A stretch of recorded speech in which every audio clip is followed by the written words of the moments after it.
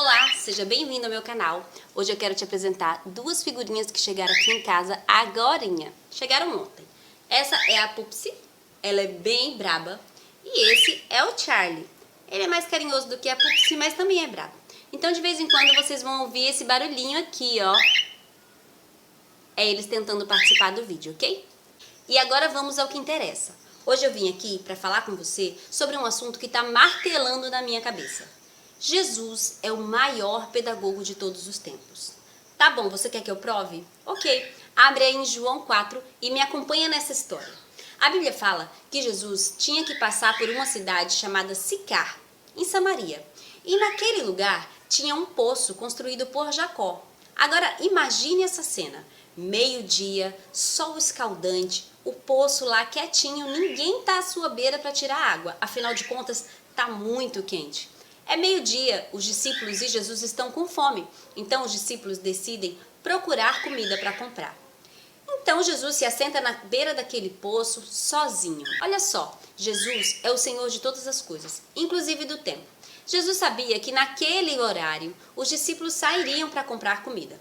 Ele também sabia que ele ficaria sozinho naquele poço. E mais, ele sabia que a mulher samaritana iria naquele horário pegar água no poço. Tudo isso ele fez de propósito, porque ele queria criar um cenário e ensinar algo muito importante para os discípulos. Lembra que eu falei no começo do vídeo? Jesus é o maior pedagogo de todos os tempos. Ok, voltemos ao nosso cenário. Jesus está sentado na beira do poço, sozinho, um sol quente de rachar, e de repente chega uma samaritana para tirar água. Engraçado, né? Uma mulher meio-dia sozinha para tirar água no poço. Sabe por que é engraçado? Porque naquela época as mulheres elegiam dois horários para tirar água. Um era bem cedinho e o outro era de tardezinha, simplesmente porque o sol era muito quente. E outra coisa, elas iam em grupo. Sabe por quê? Tirar água do poço não é coisa fácil não.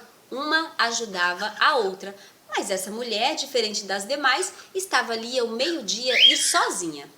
Ok, lembra que eu falei para você que Jesus é Senhor do tempo e ele fez tudo isso planejado?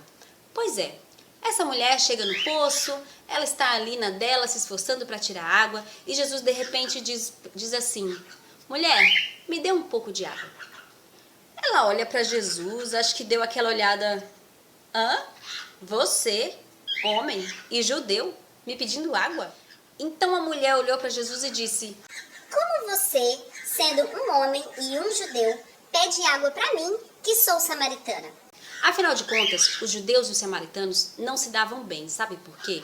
Porque quando Israel foi tomado pela Síria, eles levaram algumas pessoas de Israel para outros países e pegaram pessoas de outros países e colocaram dentro de Israel. Esse novo povo que chegou em Samaria começou a adorar os seus deuses. Então Deus permitiu que algumas feras invadissem Israel e matassem algumas pessoas. Eles entenderam que o Deus da terra de Israel também teria que ser adorado. E aí logo se apressaram para construir um templo e adorarem também ao Deus de Israel. Só tinha um problema. Eles construíram também um bezerro de ouro. E os sacerdotes que trabalhavam nos templos da Samaria não eram sacerdotes levitas escolhidos por Deus como o povo judeu. Eram pessoas contratadas, que nem eram de família sacerdotal, e eles levavam aquela função como se fosse algo profissional, e não exatamente para louvor e honra do nome de Deus. Isso deixava os judeus muito chateados com os samaritanos, que apesar de serem israelitas também, eles adoravam a Deus e a outros deuses. Por isso eles não se davam muito bem. Por isso que a mulher samaritana olhou para Jesus e falou: como assim? Um homem e judeu pedindo água para uma mulher samaritana? Então Jesus diz para ela o seguinte: olha, se você conhecesse o dom de Deus e soubesse quem está te pedindo água, você teria pedido água para mim e eu lhe daria água viva.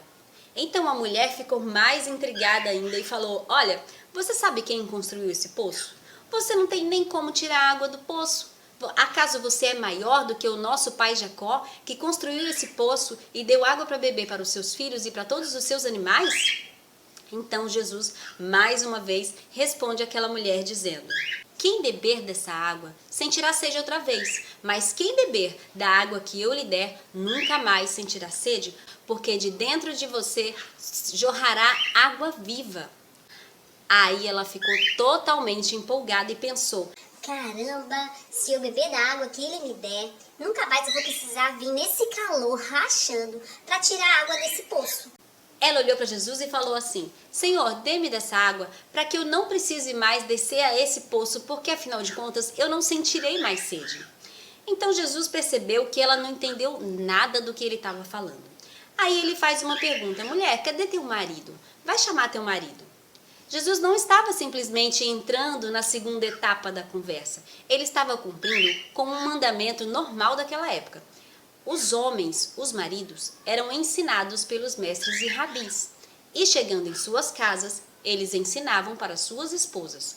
Como Jesus viu que ela não estava entendendo nada do que ele estava falando e precisava sim entrar na próxima etapa da conversa, que era exatamente sobre o seu casamento que ele queria falar, ele usa essa frase: mulher, vai chamar o teu marido? E ela diz: eu não tenho marido. E Jesus respondeu: você diz a verdade. Você já teve 5 maridos e o marido que você tem atualmente não é seu.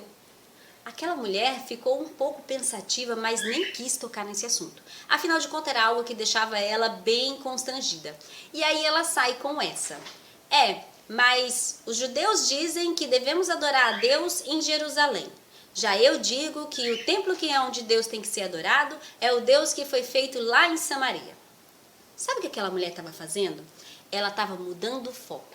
Na verdade, ela não queria dar satisfação da vida dela e eu sei que ela entendeu que Jesus teve sim uma revelação. Como ele saberia de uma coisa tão íntima e com tantos detalhes? Muitas vezes a gente vai pregar para as pessoas e Deus começa a nos usar. E aí sabe o que elas fazem? Elas tentam sair pela direita. Mas Jesus, ele centra mais uma vez a conversa para aquilo que realmente era importante. E Jesus fala: olha, quer saber de uma coisa? Nem o templo de Jerusalém, nem o templo de Samaria são importantes. E chegará o tempo, e já chegou, em que os verdadeiros adoradores adorarão o Pai em espírito e em verdade. Aquela mulher já tinha feito uma afirmação assim: vejo que tu és profeta. E ela, mais uma vez, olha para Jesus e fala: essa pessoa tem algo diferente. E aí ela diz o seguinte: olha, ok, as coisas que você está falando são bem interessantes, mas nós estamos aguardando um Messias. Vai chegar aí um Messias que vai explicar tudo direitinho para nós. Agora eu quero que você foque nesses versículos de João 4. A partir do versículo 26, a Bíblia vai dizer o seguinte: então Jesus declarou: eu sou o Messias e eu estou falando com você. Olha o que fala no versículo 27. Naquele momento, os discípulos voltaram e ficaram surpresos por encontrá-lo conversando com uma mulher. Se apega a esse detalhe. Os discípulos chegam exatamente no momento em que Jesus está falando para ela que ele é o Messias. Os discípulos ouviram essa frase. Os discípulos ouviram Jesus fazer aquela grande afirmação que Deus fez para Moisés: eu sou. Ele começa a frase assim: eu sou o Messias. Toda vez que Jesus se declarava o eu sou, ele se declarava Deus. E os discípulos ouviram aquilo. Lembra que eu falei para você no começo do vídeo que Jesus é o maior pedagogo de todos os tempos? Pois é, o ensinamento começou agora. Primeira coisa que Jesus faz é mostrar para os discípulos que ele está sozinho com uma mulher samaritana. Isso tudo faz parte desse aprendizado. O primeiro impacto que aqueles alunos tiveram foi: nossa, Jesus sozinho conversando com uma mulher e samaritana. Olha só, o que estava acontecendo era a desequilibração. Os discípulos não estavam entendendo. Jesus está quebrando algumas regras aqui e isso não está certo. No versículo seguinte, diz que nenhum deles teve coragem de perguntar nada. Aliás, no mesmo versículo diz assim: nenhum deles ousou perguntar: que queres saber? Ou por que estás conversando com ela? Ninguém queria perguntar nada. Então, deixando o seu cântaro, preste atenção nessa cena outra vez. Ele estava conversando com a mulher, os discípulos chegaram e o viram. Enquanto ele começa a falar com o discípulo, a mulher pega o seu cântaro, se levanta e vai para Sicar, contar as novidades para as pessoas da sua cidade. Tudo isso está acontecendo ao mesmo tempo. Os discípulos chegaram, Jesus começa a conversar com eles, ela pega o cântaro e sai. E o diálogo entre Jesus e os discípulos continua. E olha só o que Jesus fala: Então, deixando o cântaro, a mulher voltou para a cidade e disse ao povo: venham ver o homem que me disse tudo o que tenho feito. Será que ele não é o Cristo? Então saíram da cidade e foram onde eles estavam. Enquanto a mulher ia para a cidade e chamava o pessoal, Jesus estava conversando com os seus discípulos. Enquanto isso, os discípulos insistiam: Mestre, come alguma coisa, já passa do meio-dia. Mas ele lhes disse: tenho algo para comer que vocês não conhecem. Então, os seus discípulos disseram uns para os outros: será que alguém trouxe comida para ele? E disse Jesus: a minha comida é fazer a vontade de meu Pai. Vocês dizem que daqui a 4 meses a colheita estará pronta. Mas eu, porém, vos digo: ergam os seus olhos e vejam, os campos já estão brancos. Sabe o que estava acontecendo, gente? Enquanto eles faziam esse diálogo, a mulher já tinha ido para Sicar e contado a novidade. Gente, eu acho que eu encontrei o Messias. Ele está lá, no poço de Jacó, venham ver. Nesse meio tempo, Jesus, que estava na beira de um poço, cercado por plantações, está mostrando pedagogicamente para os seus discípulos que os campos serão colhidos em torno de 4 meses. Mas a vontade de Deus é que eles sejam colhidos agora. E não, ele não está falando de beterraba, machixe, quiabo. Não, ele está falando de almas. E aí, lá vem a mulher com o povo de Siquém. E Jesus fala: olha, para de olhar aqui, ó, ao seu redor. Para de olhar para essas plantações. Levantem seus olhos, olhem além do que você está vendo. Os campos estão brancos. E quando eles levantam os olhos, eles dão de cara com a mulher samaritana voltando com uma multidão que estava com o coração ansioso por ouvir Jesus contar para eles aquelas novidades. Agora veja que engraçado. Jesus disse para ela que ele era o Messias. E ela não tinha tanta certeza disso, apesar de Jesus ter revelado tanta coisa para ela. E ela chega para eles e fala assim: olha, tem um homem lá no poço de Jacó que contou tudo o que eu faço. As pessoas também sabiam do que ela fazia, mas lembra que ela ia sozinha ao meio-dia para o poço? Evitava as outras mulheres? Apesar dela ter uma vida não muito dentro dos padrões, ela evitava também o contato com as pessoas. E nem todo mundo sabia exatamente o que ela fazia, apesar de desconfiarem. Então, quando ela diz: ele disse tudo o que eu sei, ele disse tudo o que eu faço, e provavelmente ele é o Cristo, o povo fica querendo saber quem é. Afinal de contas, samaritano também era de Israel. E eles também aguardavam um Messias. Então, a Bíblia continua dizendo o seguinte: muitos samaritanos daquela cidade creram nele por causa do seguinte testemunho dado por ela: ele disse tudo o que tenho feito. Assim, quando se aproximaram dele, os samaritanos insistiram que ficassem com ele. E ele ficou ali 2 dias. E por causa das suas palavras, muitos outros creram. E disseram à mulher: agora cremos, não somente por causa do que você disse, pois nós mesmos ouvimos e sabemos que este é realmente o Salvador do mundo. Ok, Esther. Aonde está a pedagogia nisso aí? Vamos lá? Vamos voltar para o público principal? O público principal não era só o povo de Sicar, que ia se arrepender e vir para Jesus junto com aquela mulher. Mas um público bastante importante dessa história são os discípulos. Eles estavam andando com Jesus. E quem era Jesus senão o mestre? E o que o mestre faz? O mestre ensina. Exatamente. Jesus estava ensinando. Eu posso pegar este capítulo 4 de João e dividir ele em 3 blocos. E no primeiro bloco, que vai do versículo 1 ao versículo 26, Jesus quebra paradigmas. O segundo bloco é constituído pelos versículos 27 a 38, onde Jesus traz as justificativas do porquê aquelas quebras de paradigmas. E o terceiro bloco é constituído pelos versículos 39 e 42, onde Jesus mostra na prática e aplica as lições que aqui ele quer ensinar. O primeiro bloco, onde Jesus quebra paradigmas, ele vai primeiro pregar para alguém no poço e não num lugar religioso. O segundo paradigma que ele quebra é uma pessoa. Ele aproveitou a oportunidade e falou para uma única pessoa, e não no sinédrio, e não nas multidões dos montes ou na praia. O terceiro paradigma que ele quebra é pregar para uma mulher. O quarto é que essa mulher era uma samaritana. Judeus não falavam com samaritano, mas ele falou. O quinto paradigma que Jesus prega é que Jesus coloca a necessidade dela acima da reputação dele. Assim como a reputação dela poderia ficar manchada porque estava conversando com um homem, a reputação dele também poderia ser manchada pelo fato dele ser considerado mestre, estar sozinho com uma mulher, ser judeu e conversar com uma mulher samaritana.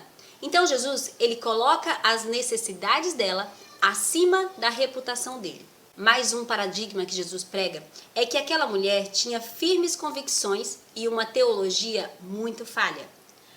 Era religiosa, afinal de contas ela apontou para o templo de Jeroboão e fez um comparativo com o templo de Jerusalém. E falava de política. Quando ela cita do poço de Jacó, ela está falando de política sim. Ele não falou de religião, mas falou de uma pessoa. Ele não falou de política, mas falou de uma pessoa. Ele não julgou, mas confrontou o seu pecado. Lembra? Veja o que és profeta. Ali foi uma confrontação sim do pecado daquela mulher. Ele apontou para o arrependimento e depois para a solução. As lições que ele nos deixa somente nesse trecho da história é que, primeiro, aproveite as oportunidades. Não importa se você vai estar num ambiente religioso ou não, aproveite as oportunidades. A segunda lição é não foque em assuntos fúteis. Aponte para Cristo. Quando eu digo que Jesus falava de uma pessoa, ele estava falando de si mesmo. Jesus não nos chamou para falar de política. Sim, a gente pode e deve falar de política, mas quando o meu alvo é o coração de uma alma, esse assunto para mim é fútil. O meu assunto principal é uma pessoa e essa pessoa é Cristo. Ele não falou de religião. Não, eu não fui chamada para discutir religião. Eu fui chamada para te apresentar Cristo. E é isso que a gente tem que fazer. E a terceira lição é que ele mostrou empatia.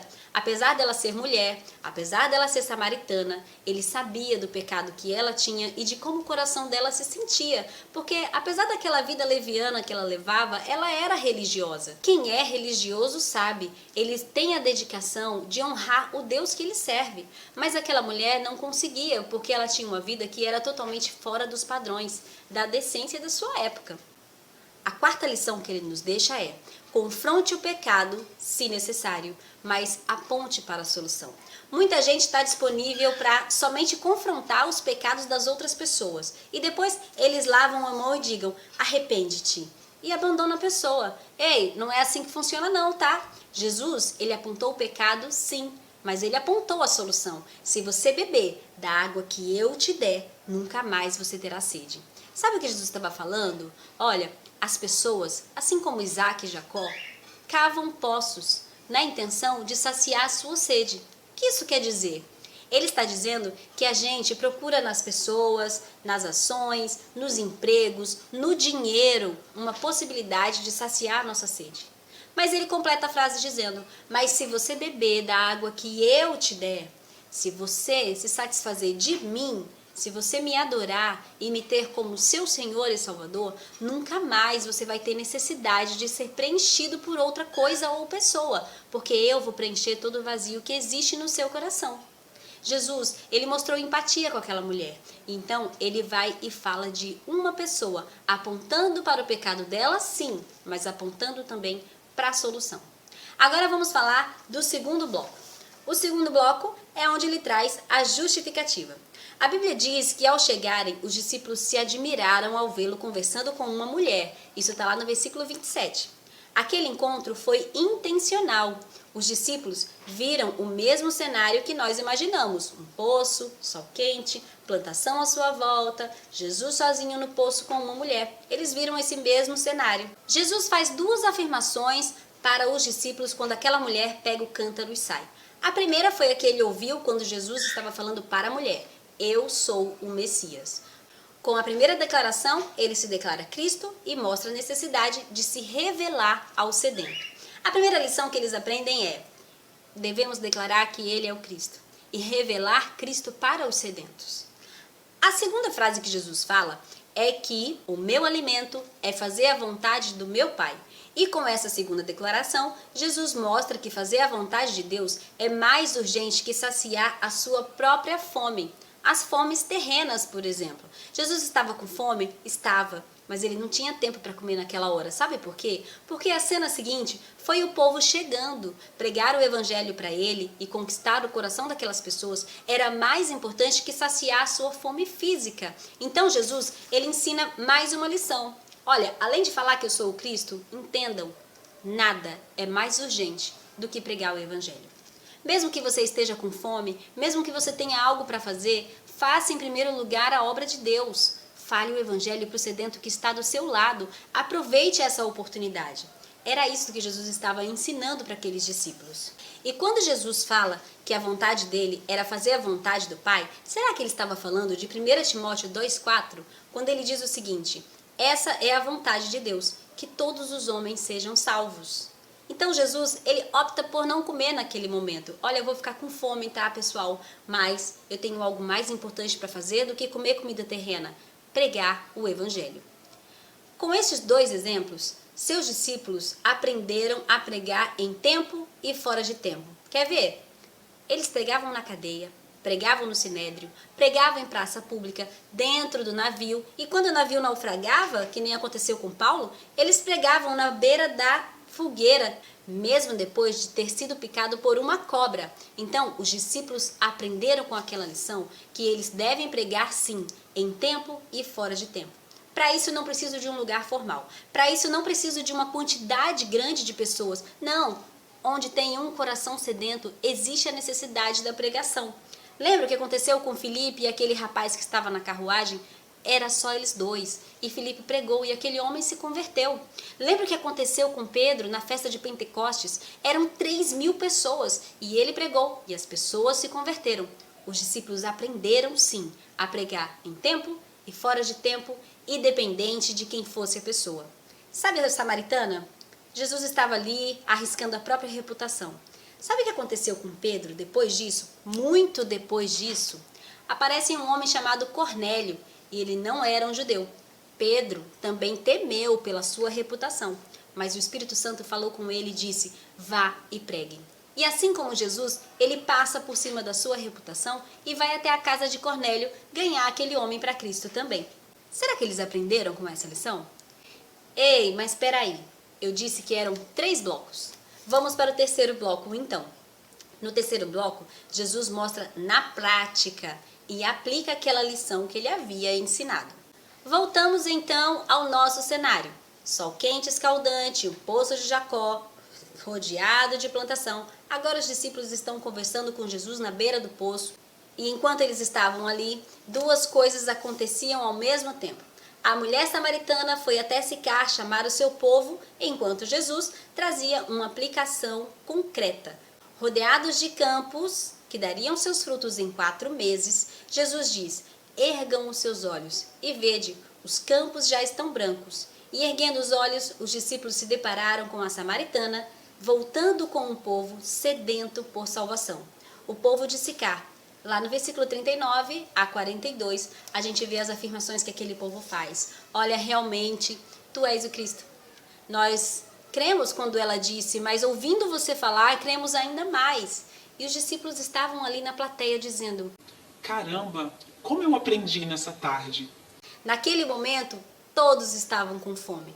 Todos aguardavam o alimento chegar no seu estômago. Mas enquanto isso, eles aprenderam que, olha, a salvação não vem só para o judeu. A salvação vem para o coração sedento. A salvação vem para aquela pessoa que está sozinha no poço ou para uma cidade inteira sedenta para ouvir. E os discípulos entenderam ali a grande lição que o maior pedagogo de todos os tempos quis ensinar. Então que eu e você também peguemos essa lição para nós. Pode ser com sol escaldante, pode ser com o estômago vazio, pode ser na beira do poço ou em cima de uma pedra como Wesley fazia, ou pode ser até no túmulo do pai do Wesley. Ele pregava no túmulo do pai dele, sabia disso? Pode ser nos pequenos grupos, pode ser nos grandes palanques, não importa. Use a oportunidade para falar de Jesus. Ei, lembre-se, não fale de política, não fale de religião, essas coisas são fúteis. Fale daquilo que realmente importa, fale de Cristo. Ele quer salvar muitas vidas e o instrumento que ele quer usar é você. E se você ficou comigo até aqui, eu sei que você ama este canal. Então faz o seguinte, aperta no joinha, deixa um comentário bem maroto pra mim, eu quero te conhecer. Se você já é inscrito. Agora, se você não é inscrito, faz isso também. Aperta no joinha, deixa o comentário e se inscreve. E sempre que tiver vídeo novo aqui, você vai ser avisado.